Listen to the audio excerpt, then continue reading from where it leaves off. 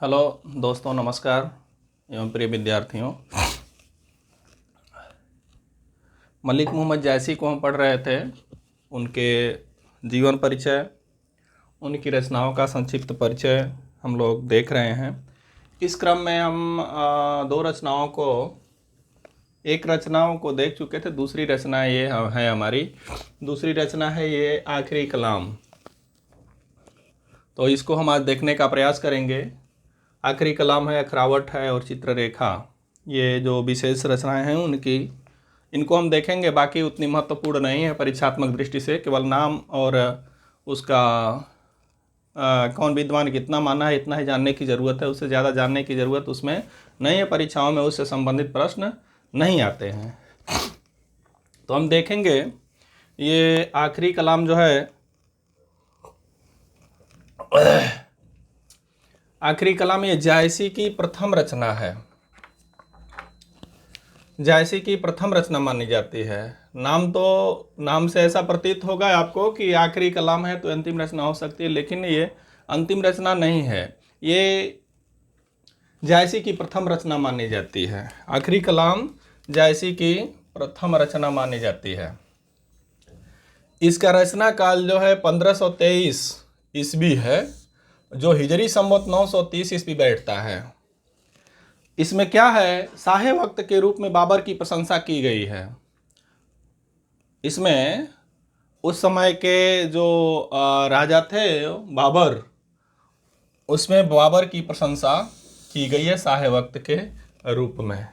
इसमें कयामत के दिनों का वर्णन है। मृत्यु के समीप जब व्यक्ति पहुंचता है, नाम से ही पता चलता है आखिरी कलाम। मृत्यु के समीप जब व्यक्ति पहुंचता है उसे कयामत के दिन कहते हैं। वो कयामत के दिन का वर्णन मिलता है इसमें। ये 4 प्रमुख बातें हैं। इनसे बाहर इसमें कुछ जानने की आवश्यकता है नहीं, क्योंकि ये जो लेवल है इससे ज़्यादा इससे बाहर कुछ पूछता नहीं है। अभी अखरावट तीसरी रचना है। इसका रचना काल क्या है, अज्ञात है। वर्णमाला के एक वर्ण के माध्यम से सूफी साधना के सिद्धांतों का वर्णन है। वर्णमाला के एक वर्ण के माध्यम से, जैसे क ख ग घ, इसके वर्णन के, इसके क्रम के हिसाब से इसमें सूफी साधना के सिद्धांतों का वर्णन किया गया है अखरावट में। इस रचना में जीव, माया, ईश्वर, ब्रह्म, जगत आदि दार्शनिक विषयों की विवेचना की गई है। एक दर्शनात्मक, दर्शन से प्रभावित रचना है ये। दार्शनिक विषयों को लेकर के इसमें बातें बताई गई हैं। जीव, माया, ईश्वर, ब्रह्म, जगत आदि विषयों से संबंधित विवेचना है। अगर पूछा जाए कि जायसी के किस रचना में दार्शनिक विषयों से संबंधित बातें बताई गई हैं, तो आपको अखरावट करके आना है। तीसरी बात क्या है इसमें, हिंदू मुस्लिम मान्यताओं में समन्वय का प्रयास। ये बहुत ही महत्वपूर्ण बात है। अखरावट में हिंदू और मुस्लिम मान्यताओं में समन्वय करने का प्रयास किया गया है। जायसी की अखरावट रचना में हिंदू मुस्लिम मान्यताओं के समन्वय का प्रयास किया गया है, और इसका छंद जो है वो चौपाई है। ये हो गया आपका 5 प्रमुख बातें। रचना काल अज्ञात है। वर्णमाला के एक अक्षर से, एक वर्ण के माध्यम से सूफी साधना एवं सिद्धांतों का वर्णन है। इस रचना में जीव, माया, ईश्वर, ब्रह्म, जगत आदि दार्शनिक विषयों की विवेचना की गई है। हिंदू मुस्लिम मान्यताओं में समन्वय का प्रयास किया गया है। चौपाई छंद का प्रयोग है। आगे बढ़ते हैं। चौथी रचना हम देखेंगे चित्ररेखा को। चित्ररेखा क्या है, काव्यात्मक काव्य रूप इसका क्या है, प्रेमाख्यानक लघुखंड काव्य। इसमें इसका काव्य रूप जो है ये प्रेमाख्यानक लघुखंड काव्य है।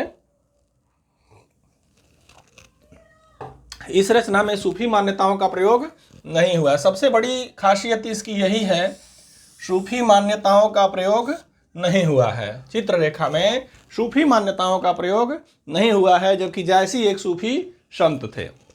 आगे बढ़ते हैं।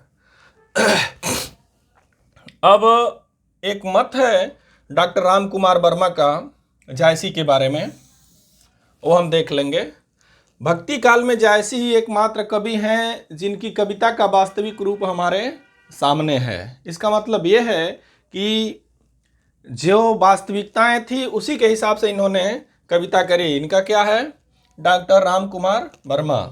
नागमती वियोग खंड हिंदी साहित्य की अद्वितीय वस्तु है। रामचंद्र शुक्ल का कथन है ये। जायसी का नागमती का वियोग वर्णन बहुत ही महत्वपूर्ण विषय है और बहुत ही रोचक प्रसंग है। 12 मासा वर्णन के हिसाब से उन्होंने जायसी के विरह वर्णन का कोई भी पक्ष को नागमती के विरह वर्णन का किसी भी पक्ष को उन्होंने छोड़ा नहीं है। एक एक पहलू का बहुत ही बारीकी से उन्होंने देखने, सोचने, समझने का प्रयास किया है कि किस तरह से आषाढ़ माह से लेकर के और जेठ माह तक वो नागमती रत्नसेन के वियोग में तड़पती है। उसका उन्होंने बहुत ही सुव्यवस्थित और सुसंगठित तरीके से उन्होंने उसका वर्णन किया है। उसी बारे में वो रामचंद्र शुक्ल बोलते हैं, नागमती का वियोग खंड हिंदी साहित्य की अद्वितीय वस्तु है। तो आज की क्लास यहाँ तक पूरी होती है। हम लोग तुलसी जायसी की सारी रचनाओं को एक बार देख चुके हैं। अब आगे की कक्षाओं में हम देखेंगे सूफी काव्यधारा के संदर्भ में विशेष तथ्य और संत एवं सूफी मत में समानताएं और असमानताएं। फिर हमारे जायसी जी फ्री हो जाएंगे। जायसी से इससे बाहर कोई भी प्रश्न जाने के चांसेस नहीं है। एक बार हम फिर से रिपीट कर लेते हैं इसको ताकि आपको अच्छे से याद हो जाए। आखिरी कलाम जायसी की प्रथम रचना मानी जाती है। इसका रचना काल 1523 ईस्वी हिजरी संवत 930 है। शाह वक्त के रूप में बाबर की प्रशंसा की गई है। इसमें कयामत के दिनों का वर्णन है। तीसरी रचना है अखरावट। इसका रचना काल अज्ञात है, इसका रचना काल ज्ञात नहीं है। वर्णमाला के एक एक वर्ण के माध्यम से सूफी साधना एवं सिद्धांतों का वर्णन अखरावट में मिलता है। इस रचना में जीव, माया, ईश्वर, ब्रह्म, जगत आदि दार्शनिक विषयों की विवेचना की गई है। हिंदू मुस्लिम मान्यताओं में समन्वय स्थापित करने का प्रयास किया गया है।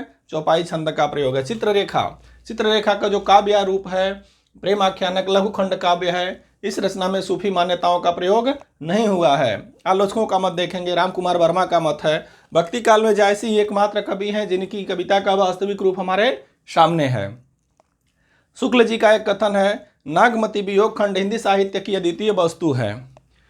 ये जायसी जी फ्री हो गए। अगली कक्षाओं में हम सूफी काव्यधारा के संदर्भ में विशेष तथ्य और संत एवं सूफी मत के में समानताएं और असमानताएं देखेंगे।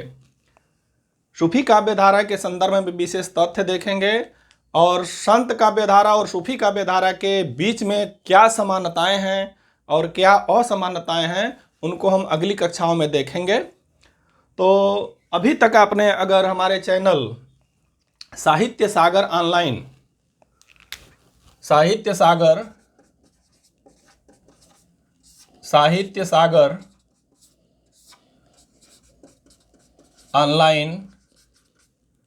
को सब्सक्राइब नहीं किया है तो आप सब्सक्राइब कर लीजिए। इसके पहले जायसी के पहले हमने तुलसीदास को 10 कक्षाओं में बहुत ही गहराई से अध्ययन किया हुआ है। उसमें एक एक चीज़ों को रखा है, उससे बाहर क्वेश्चन नहीं जाएंगे। आप जा कर के पढ़ेंगे तो आपको अच्छे से ज्ञात हो पाएगा। अगर आपने इस चैनल पर नए हैं तो इसको सब्सक्राइब कीजिए और हमें बेल आइकन को हिट कीजिए ताकि जो भी हम वीडियो डालते हैं उसकी नोटिफिकेशन मिले। मित्रों, मार्केटिंग करने का हमारा पर्पज़ नहीं है। हमारा पर्पज़ सिर्फ यही है कि आप लोगों तक कम से कम समय में हम ज़्यादा से ज़्यादा कंटेंट दें। इससे आप लोगों की लोकप्रियता बनी रहे। इससे ज़्यादा हमें किसी भी चीज़ की आवश्यकता नहीं है। ऊपर वाले की मर्ज़ी से सारी चीज़ें अवेलेबल करा रखी हैं उन्होंने। हमें केवल आपका प्यार चाहिए। धन्यवाद।